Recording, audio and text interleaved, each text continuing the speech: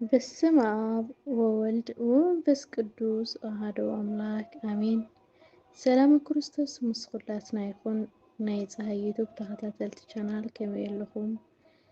እግዚአብሔር ይመስገን ክኾን መልስኩም በዓልቲ ሙሉእ ተስፋ እየ። እምበኣርከስ ነዛ ቻናል ሓደሽቲ ዝኾንኩም ሰብስክራይብ፣ ነባራ ዝኾንኩም እውን ላይክ፣ ኮሜንት፣ ሸር እናገበርኩም ኣበራታትዑና። ንስኻትኩም ላይክ ብዝገበርኩም ቁፅሪ ናብ ካልኦት ዩቱብ ባዕሉ ሼር ይብሎ እዩና ላይክ ኮሜንት ሃናፅ ርእይቶኹም ኣይፈለየና። ተተጋጊና እውን ኣርሙና ኣብ ኮሜንት ፅሓፉልና። እምበኣርከስ ኣብ ዝሓለፈ ንእግዚኣብሔር ከመይ ነፍቅሮ ዝብል ቀዳማይ ክፋል ሒዘልኩም መፅአ ነይረ። ሕዚ እውን ካልኣይ ክፋል ከቕርበልኩም እየ። ከተዳምፁኒ ብትሕትና የላቦ። ንእግዚኣብሔር ኣብ ምፍቃር ኣደ ምስ 7 ደቃ። እዛ ታሪክ እዚኣ ኣዝያ ኣደናቂት እያ። ብእንቲ ፍቅሪ ኣምላኽ ሕጉን ዘይትኸፍሎ መስዋእቲ ከም ዘየለ ከዓ ብግልፂ ተረድእ።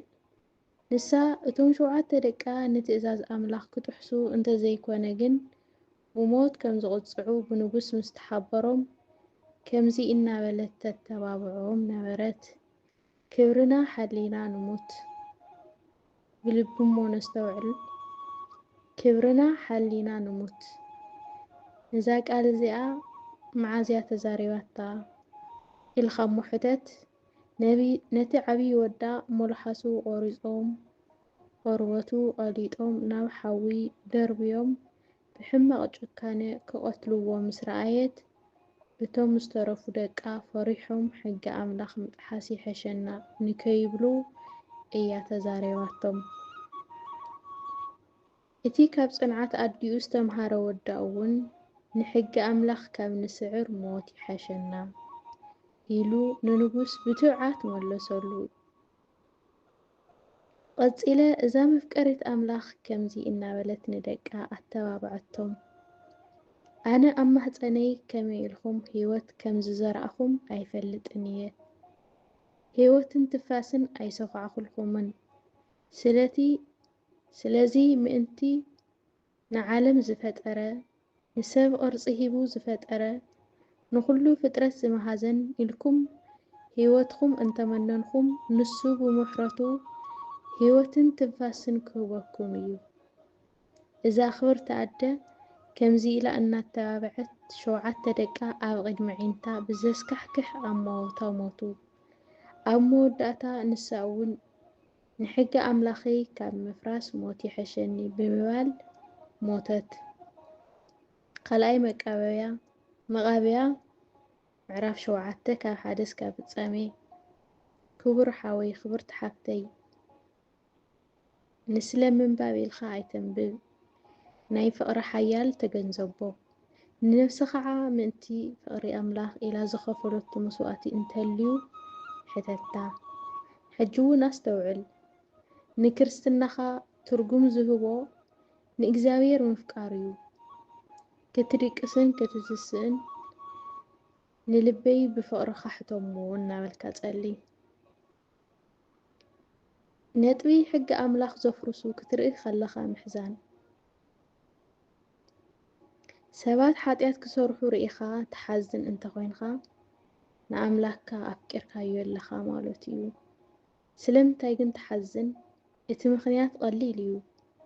እቲ ንስኻ ተፍቅሮ ኣምላኽካ ክሓዝን ከሎ ምስኡ ክትሓዝን ግድን ስለ ዝኾነ እዩ።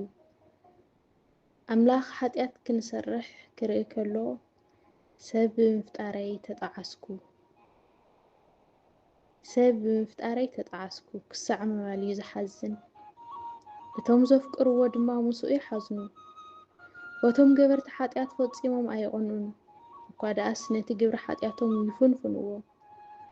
ነታ ዘማራይ ዳዊት እቲ ጽዩፍን ንዑቕን ኮይኑ ዝረኣየ ሰብ ብፁዕ እዩ ዝበለ እናዘከሩ ኣምላኸይ እኮ ነዚ ሓጢኣት እዚ ብምርኣይ ይሓዝን እዩ ዘሎ ኢሎም ውሽጣዊ ሓዘኖም ይገልጹ።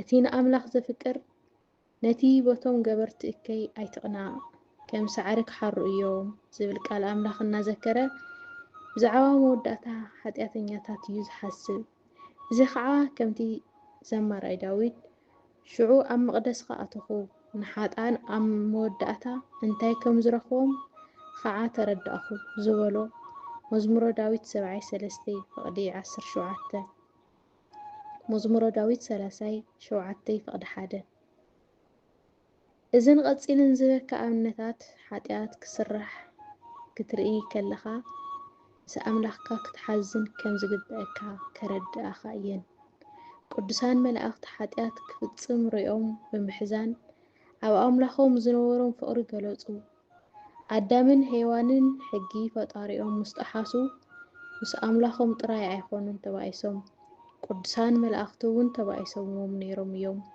سلمتاي دأ ملأختي تبايسهم عدامن هيوانن نمن ديوم بديلهم እግዚአብሔር ዶ ይኾኑን ትብል ትኸውን ትኽክል ኣለኻ አዳምን ሔዋንን ንቅዱሳን መላእኽቲ ኣይኾኑን በዲሎም ንእግዚአብሔር እዮም በዲሎም እንተኾነ ግን እቲ ንኣምላኹ ዘፍቅር ስለምንታይ ኣምላኽ ዝሓዝነሉ ስራሕ ይሰራሕ ኢሉ ምሕዛን ልማዱ ስለዝኾነ ቅዱሳን መላእኽቲ ምስ እግዚአብሔር ኮይኖም ንኣዳምን ሔዋንን ጸሊኦምዎም ንስኻ እውን ሓወይ ሓፍተይ ኣሰርናይ ቅዱሳን መላእኽቲ ተኸቲልካ ሓጢኣት ብዝፍጽሙ ሕዘን እምበር ኣይትቕናዕ ይግዳስ ጸልየሎም እምበር ኣይትጽልኣዮም ዘማራይ ዳዊት ነቢ ዳዊት ኣብታ ብመዝሙር ዳዊት ትፍለጥ መዝሙሩ ከምዚ ኢሉ ኣሎ ሰባት ንሕግኻ ስለዘይሓለዉ ንብዓተይ ከም ወሓዚ ማይ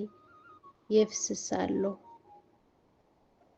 ሰባት ንሕግኻ ስለዘይሓለዉ ንብዓተይ ከም ወሓዚ ማይ ይፈስስ ኣሎ መዝሙረ ቅዱስ ዳዊት 119 ፍቕዲ 136 ተመልከት እዚ ንጉስ ይነብዕ ኣሎ እሞ ከዓ ከም ወሓዚ ማይ እንታይ ኮይኑ እዩ ዝነብዕ ዘሎ ተመሊስካ እምባ ሰባት ንሕግኻ ስለዘይሓለዉ ንብዓተይ ከም ወሓዚ ማይ ይፈስስ ኣሎ እዚ ንጉስ ብምድራዊ ክብርታቱ ከይተታለለ ሓጢኣት ብዝሰርሑ ሰባት ከዓ ይበካ ኣሎ ንስኻኸ ኣብዘን ዝሓለፈ ዕድመኻ ብዝረኣኻዮ ሓጢኣት ክሳዕ ክንደይ ነቢዕኻ ትፈልጥ ክቡር ሓወይ ክብርቲ ሓፍተይ እቲ ንኣምላኹ ዘፍቅር ሕጊ ኣምላኽ ከፍርስ ክርኢ ከሎ ልቡ ይበኪ ዓይኑ ይነብዕ ስለምንታይ ሕጊ ኣምላኸይ ዘይተሓለወ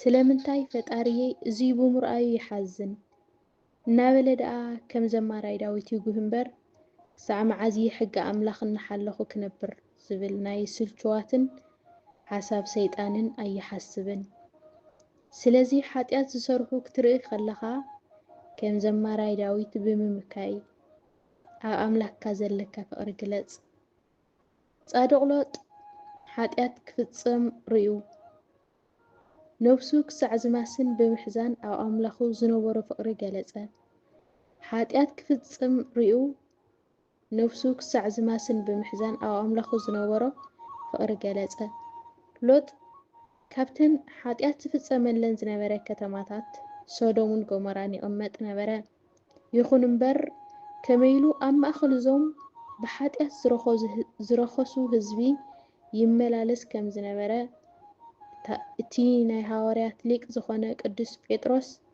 ከምዚ እናበለ መስኪሩሉ ኣሎ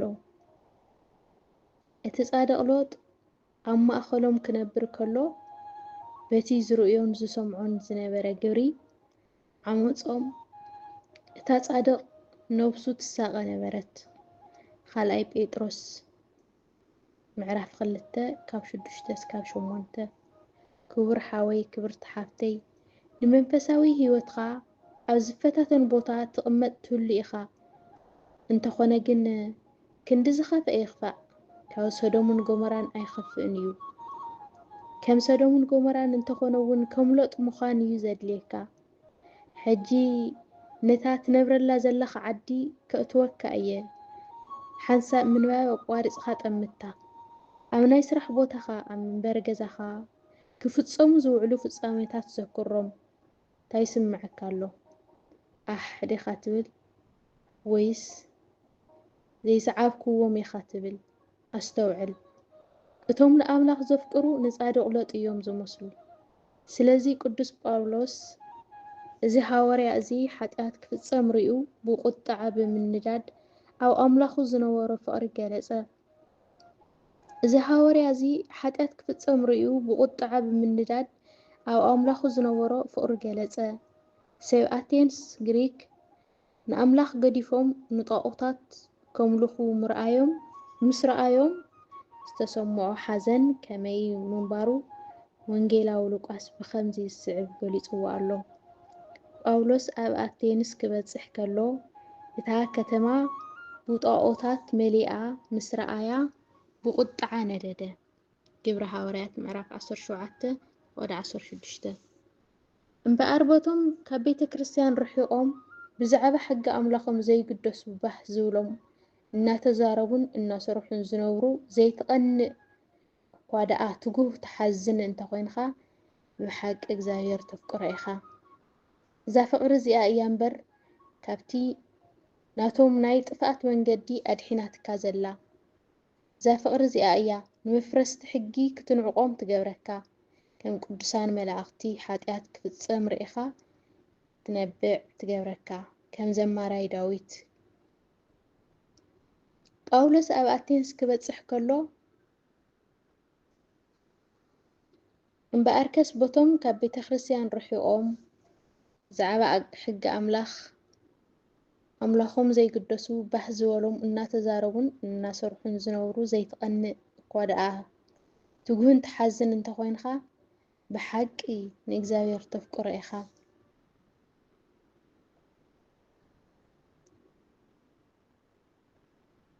ከም ቅዱሳን መላእኽቲ ኃጢአት ክፍጽም ርኢኻ ትነብዕ ትገብረካ። ከም ዘማራይ ዳዊት ከም ትጭነቕ ትገብረካ። ከም ጻድቕ ሎጥ ከም ትነድድ ትገብረካ። ከም ቅዱስ ጳውሎስ ብርግጽ ተፍቅሮ እንተኾይንኻ